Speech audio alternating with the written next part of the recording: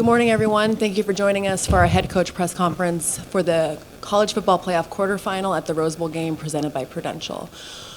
My name is Karen Linhart. I'm the Rose Bowl game marketing and media director, and I'm joined today by Oregon head coach Dan Lanning and Ohio State head coach Ryan Day. I'm going to open up the floor for questions after we hear an opening statement from each coach. I'll start with Coach Lanning. Yeah, thrilled to be here today. It's exciting part of football season. I think this is always one of my favorite parts of the year. We get to watch, some historic teams get the opportunity to battle out there on the field. I know our players have really enjoyed every bit of the experience. We're grateful for the Rose Bowl and the service they've provided for our team. This is certainly a little bit different landscape this year because of how bowl games are set up, but the Rose Bowl has been first class in every way. Growing up as a kid, you remember getting to be a part of games like this, so this is one we're really thrilled to compete in. Obviously, Ohio State's a great team, so this will be a fun challenge for our guys. Thank you, Coach. Coach Day? Yeah, I echo what Dan said. First off, I want to thank everybody with the Rose Bowl committee, and they do an unbelievable job here. It's one of the greatest settings there is in college football, and we're excited to be here, for a lot of reasons. And the third time that I've had an opportunity to be here, and it is a beautiful setting, and we have a great opponent here, and got a lot of respect for Oregon and how Dan runs his program and his players and his team. So very unique situation in that we're both now in the Big Ten, but when you look back on the history of the Big Ten and the Pac-12 and the matchups that have been before, I think it makes it even more special, this game. So excited about that. It also, for us, having Archie Griffin and the statue built here and also at Ohio Stadium, just a lot of history here at Ohio State in terms of playing in this Rose Bowl. So excited for the game, excited for our fans to get here and get into LA and obviously enjoy the game. So we've had a great week of preparation, like Dan said, different preparation. It's not really a bowl game, quote unquote, with events. It's more about a playoff game, and so excited about the opportunity to play. Thank you, Coach. We're now going to open up the floor for questions. We have 2 mic runners on both sides. Please raise your hands. When you ask a question, please state your name and your media outlet. We'll start with a question here on the left-hand side. Joe Nugent, WCMH Columbus. Question for both of you. Start with Ryan. I'm wondering how this is different preparing for a Rose Bowl where you have 2 teams that could win it all, yet knowing that you still have 2 more to go. Yeah, it's a different experience. It's more of a, it's like being in a routine of a game week. And, usually when you prepare for a bowl, there's a whole month of preparation. This is more of a routine. So I think we've all seen this coming and so have prepared for what these are going to look like in terms of the preparation. But it's been good for our guys. There's no classes right now, so they've been able to really just focus on football, getting out here, getting acclimated, and getting to work. But I just think the biggest thing is it's more like being on a road game during the week, just a longer season. Yeah, very similar thought process for us. You can't worry about the next game until you take care of business in this game. And for us, that's the way our teams approached it. Obviously, when you play a team like Ohio State, you have to bring your best. So I don't think you can look too far down the road. You have to focus on right now. But it's been, you wait till you get about 7 days out and you try to set it up very similar to what a week would look like for normal week preparation during the season. Take a question. Please raise your hand if you have one. We'll go in the front right there. Black hat.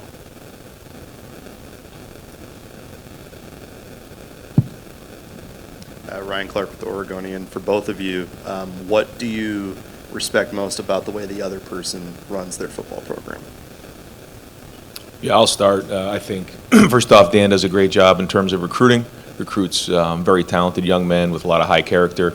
They're very well coached, and they play very, very hard. And you can see that when you put the film on. And because, when you watch people and you see different programs, at the end of the day, you still got to watch the film and see how guys are played. In all 3 phases, they're well prepared, and they play really hard. Yeah, I can share that sentiment. Obviously, a really talented team, and that's kudos to the work that they do in the offseason and during the season. Recruiting is something you got to do every single day. I think both of our programs do that at a high level. You can see that with Coach Day and the people that they bring into their program. More than that, like you said, when you turn on the film, you try to find weaknesses in an opponent. It's really hard to find weaknesses in Ohio State in all 3 phases. The way they play on special teams, the effort, the guys they utilize. Right, a lot of places you'll watch and you'll see certain plays that they don't have their best players on the field. Ohio State has their best players on the field consistently.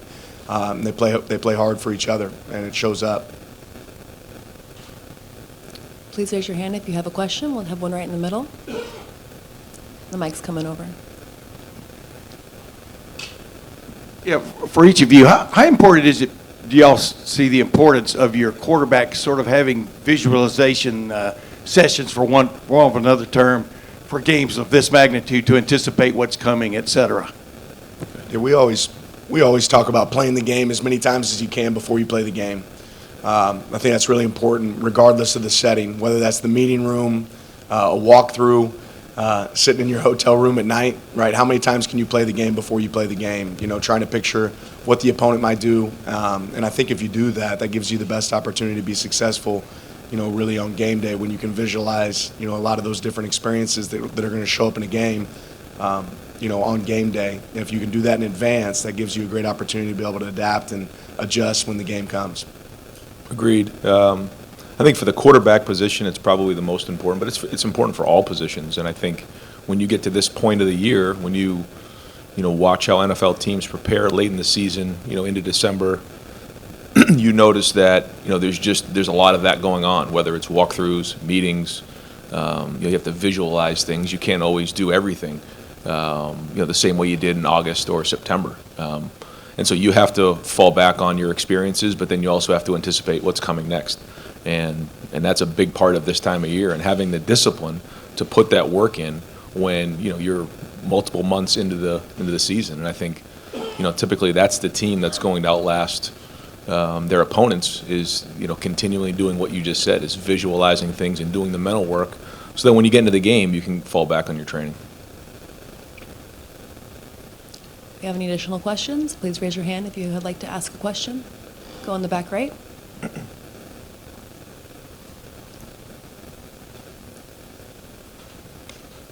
James Crepey with the Oregonian. For both of you, with the commissioners meeting to discuss a possible format change as soon as next season, in part because of seeding like in this matchup this early in the quarters, what are your perspectives on what the seeding changing should be, if the conference champions should continue to get first round buys, or if it should be more truly seeded like they're discussing?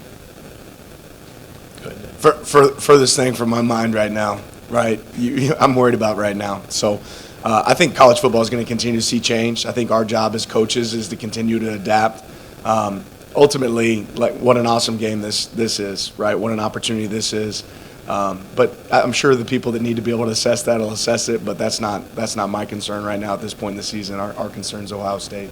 Yeah, same here. Focus is on this Rose Bowl and this game, but I know we're all learning. Everybody's learning as we're going through this new format, and I'm sure after the season there'll be time to discuss those things. We have a question on the left-hand side over here. No, we don't have it over there. We have one right in the middle. Sorry about that. Austin Kroom, Scarlet and Gray Sports Radio. You guys played each other week 7, you know, one of the matchups that a lot of the country saw as a potential national championship rematch. Now, months later down the line, two different teams, two different identities. How do you both stay the same with your game plan and not focus on what the media is talking about? Well, first off, I think that, you know, Oregon certainly, you know, in that game played a tremendous game and has continued to get better as the season's gone on. But I think both teams are just in a different place than we were midway through the season. And, you know, it's going to come down to the play on the field. And, you know, there's a balance there of the things that, you know, your team has, you know, built their foundation on, but also having change-ups and mix-ups. And it's about matchups. And we know that. It's about matchups on our end. It's about matchups on their end. And then, you know, understanding that in all three phases, it all has to work together. So, you know, you see this in the NFL playoffs a lot, where teams will play each other again later on in the season. This is an example of that. So you're going to see it more and more as we move forward, and it's just going to become part of college football. Yeah, ultimately, I feel like great teams have tendencies. You're supposed to, right? There's things that Ohio State does really well that I'm sure that they'll work to do in this game, and there's things that Oregon does really well that we're going to try to do in this game as well. So it's a little bit of the double-edged sword of how much do you want to change going into a next game. But I'll say this, every time you turn on Ohio State's film, you do see new wrinkles. You see Coach Day and his staff coming up with new things that make it a challenge to prepare for, and I think we challenge our coaches here to do the same thing. So, like you said, we're different teams at this point. At Oregon, we talk about trying to be the best version of ourselves towards the end of the season. That's when you have to play your best ball, and we'll certainly need to be able to play our best ball, and I expect the same from them at the end of the season here. Our next question will come from Dennis Stott over on the right-hand side. Dennis Stott, CBS Sports, for both coaches.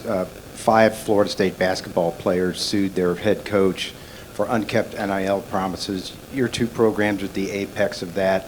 Short of, I guess, congressional intervention or collective bargaining, what is the future of that right now? For both coaches. He wants me to answer this one first. I want him to answer this one first. I'll just say this, again, furthest thing from my mind right now. Growing up in the Midwest, you have to be a man of your word. What you say is what you have to do. I think that's something we believe in here at Oregon. I don't think there's a lot of clarity in college football right now. I think everybody realizes that, and I think we'd all be in favor of having some clarity. But you also want to compete to be the best. So each school is different in how they operate. I know at Oregon, we're about integrity, and what we say is what we do. But I can't speak to that situation because I don't know enough about it. Yeah, hard right now, a day out of this game, to be really even commenting on something like that. I appreciate the question. Our focus is on this game right now. That being said, when you start getting into these conversations, obviously, the legal folks start getting involved, and I think for all of us, we would like a little bit more structure in those areas to alleviate some of those issues. Our next question comes over here on the left-hand side.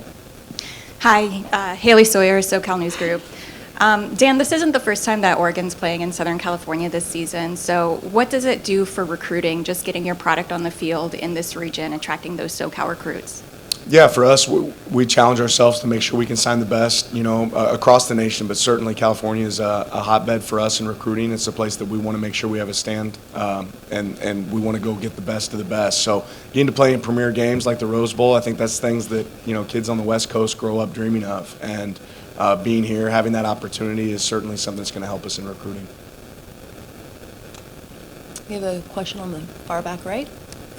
Yeah, Steve Hellwagon with Bucknuts 24/7 Sports. The first game you guys played, Oregon hit 8 chunk plays of 25 yards or longer. I guess I would just ask Coach Day, obviously the defense has played much better in the 7 games since then. What systems in place do you have to not allow that type of performance again?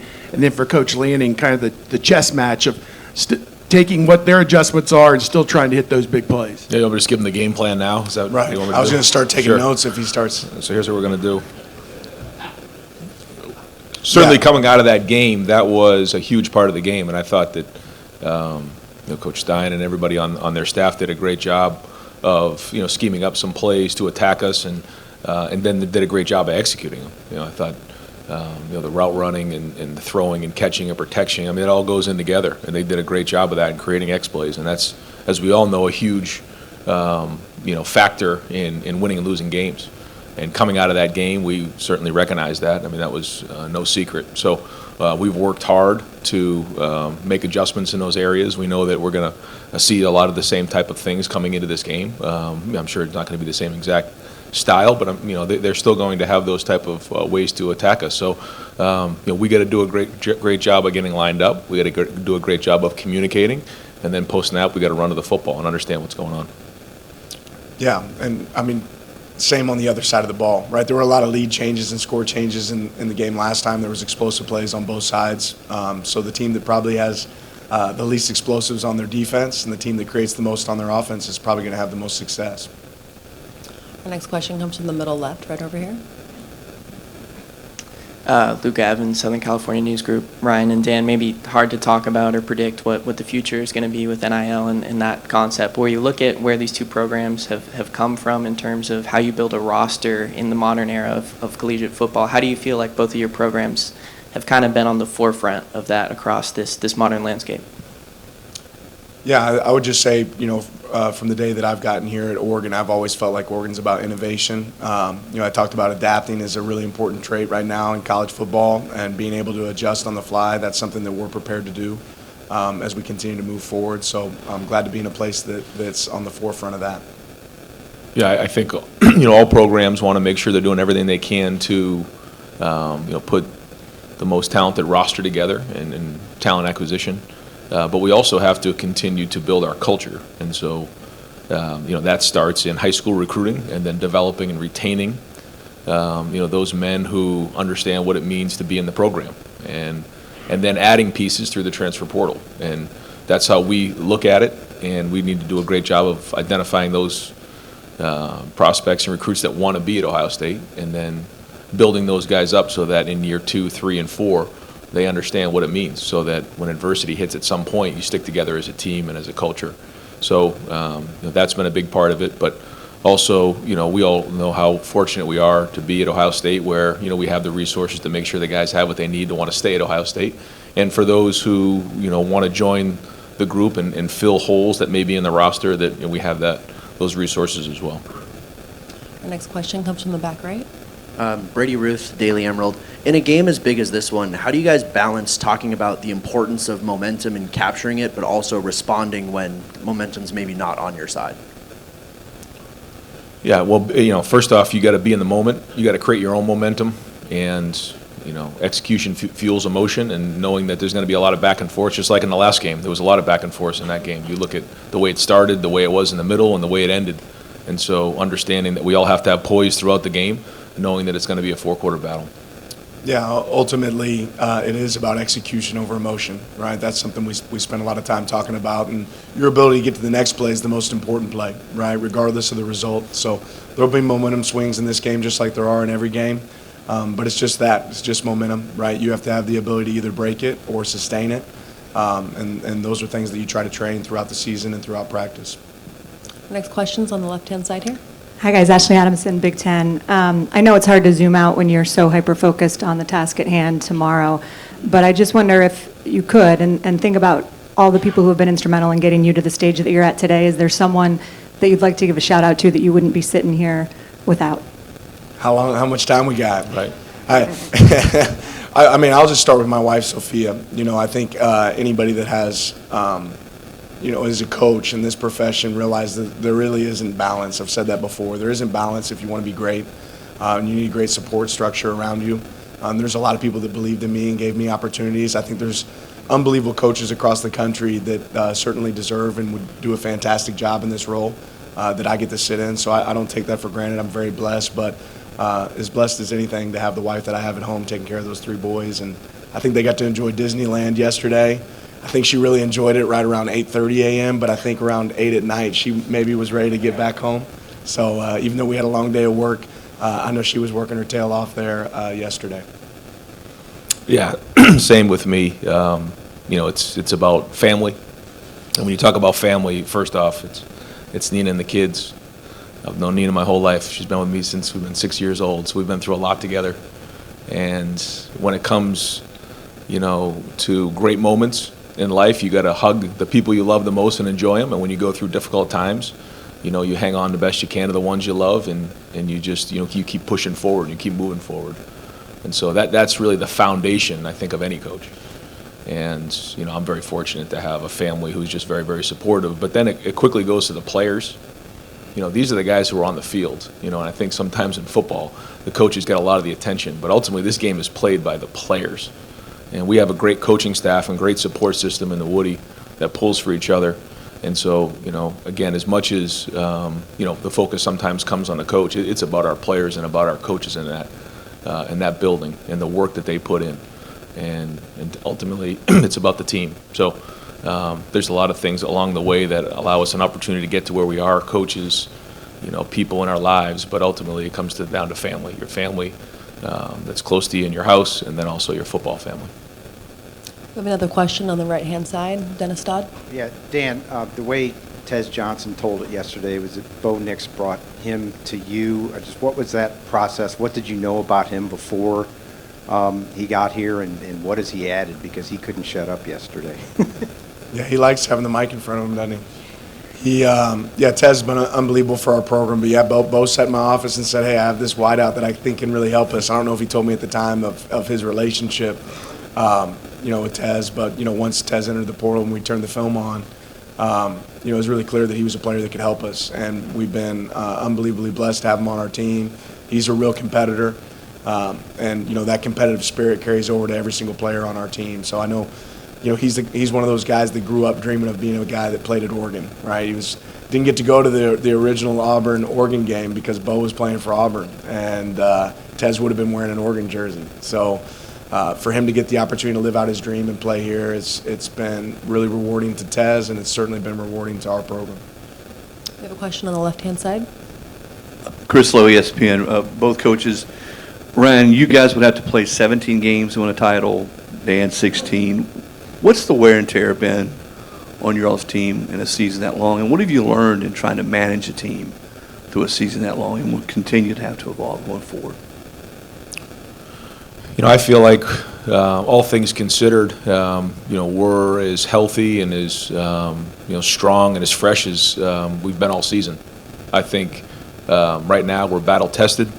I think we've built depth, and when we put the roster together, we knew that this was going to be the case, that we had to be strong and powerful late in the season and continue to build as the season's gone on. And although we've had some injuries in certain positions, I feel like right now we're playing as fast and as violent as we've played all season. So there's a lot that goes into that. I won't get into all those types of things, but I do think as we continue to move forward in this format, it's something we all need to consider. Yeah, I think it's, for us, it's something you prepare for throughout the summer, knowing what the season could look like, right? And kind of having a 365-day plan of how do you want to prep for these moments. I'd have to give great kudos to our sports science staff, our training staff, our weight room staff. Very similar to Coach Day, our team is relatively healthy. Nobody feels great at this point in the season because of the time of season that you're in. But our players are, putting up some PRs in the weight room, are doing some unbelievable things at this point in the season. When you talk about going into game, 14 for these guys, I think that's, huge kudos to our staff and the job that they've done making sure they stay fresh. Another question on the right-hand side. James Crepey with the Oregonian. Dan, was hoping for clarity given Bryce's importance to the team, to the program. Clarity on the waiver that you're seeking. Is it simply because the baseball clock is adversely impacting the football clock, or are there other grounds there? Yeah, I won't really get into the details of it. I mean, like I said, we're day out from this game. I don't think that's where Bryce wants to focus. Certainly not for us either. But if there's an opportunity to have Bryce back, that would be great for him. He certainly deserves it, and he hasn't played 4 seasons of football here. I think he deserves that opportunity if it comes his way. If you have a question, please raise your hand. We have one in the middle right there.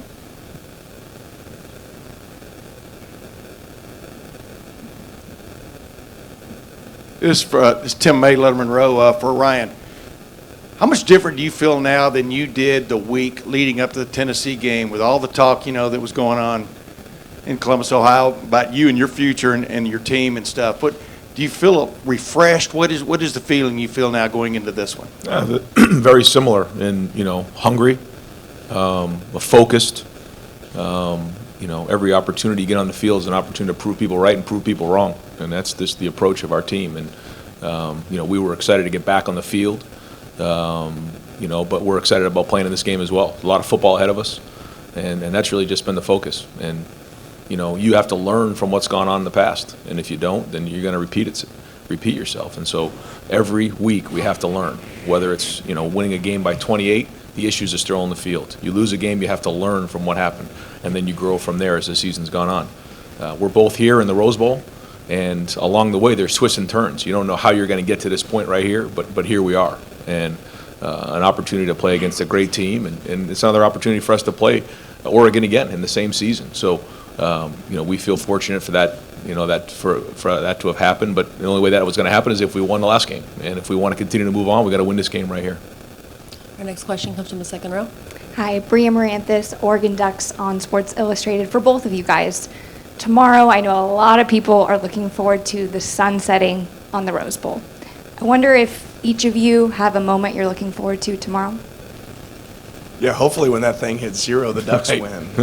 That would be the hope. I think it's really hard in our position, and certainly even for our players. You ask people to be in the moment, right? And I don't know that we ever get the opportunity to truly reflect on seasons, get the opportunity to really reflect on games.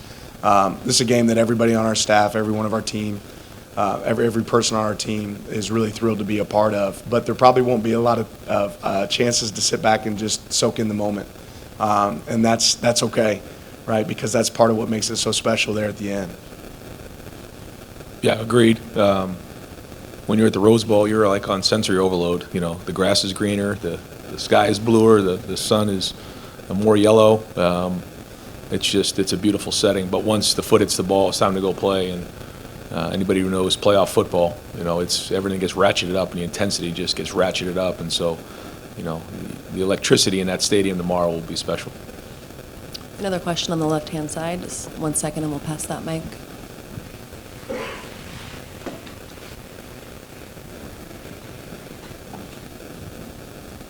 Luke Evans, Southern California News Group. Brian, you said the other day that, you know, bringing in Will, a transfer portal quarterback, wasn't typically kind of how Ohio State has done things in the past in terms of liking to bring, you know, quarterbacks in and recruiting, develop them. Well, for both of you, you know, what are the benefits and challenges that you guys have seen throughout the season of bringing in a portal quarterback from the seniority aspect, but also kind of integrating that into a roster that you guys hope will compete for a championship? Yeah, let me first off say that I think Oregon's done a great job, you know, with Bo and with also with Dylan bringing them in 1 year, you know, in a short period of time, getting them acclimated to their offense and operating at a very, very high level. So, you know, that's not something that just happens. You know, it's you know, something when you watch it, you know, typically it takes a while for someone to get used to the new language, to get used to the, you know, how you call things, how you do things, and so that's happened seamlessly, and that the big part of that is coaching. You know, for us this year, you know, we felt like it was the right thing to do for a lot of reasons, and we saw a winner in Will. We saw a leader, somebody who's won a lot of football games at Kansas State, and we felt like if he came in and understood how we did things on offense and surrounded him with the supporting cast that we have, that we had an opportunity to go make a run at this thing. And I think as the season's gone on, you've seen him grow week in and week out, but ultimately it's going to come down to his leadership in this game. Yeah, same thought. You know, anytime we look to add somebody to our program, we're looking not just to add what kind of player are we adding, but what kind of character. And we've been really fortunate to hit, you know, in the portal and have some success. I think what that's done for our team, it's created unbelievable competition, not just at the quarterback position, but several positions. When you have competition, that brings out the best in everybody, right? Brings out the best in all of our team. And at this point in the season, too, like Coach Day alluded to earlier, it gives you the opportunity to have depth and be strong and have strength in numbers towards the end of the season. But Dylan's done an unbelievable job for us, just like Will has done for them. You talk about two great quarterbacks getting to battle it out on the field tomorrow. That's obviously really exciting. We have time for one more question. Okay, without any additional questions, we're going to end today's press conference. Thank you to both Coach Day and Coach Lanning. We're going to do a photo op with the trophy. For all photographers, please stay seated. We're going to get the video first, and then we will let the photographers know when we're ready for you. 1 second.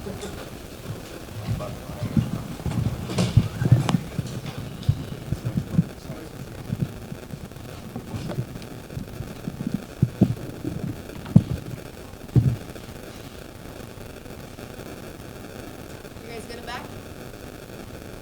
Okay, photo.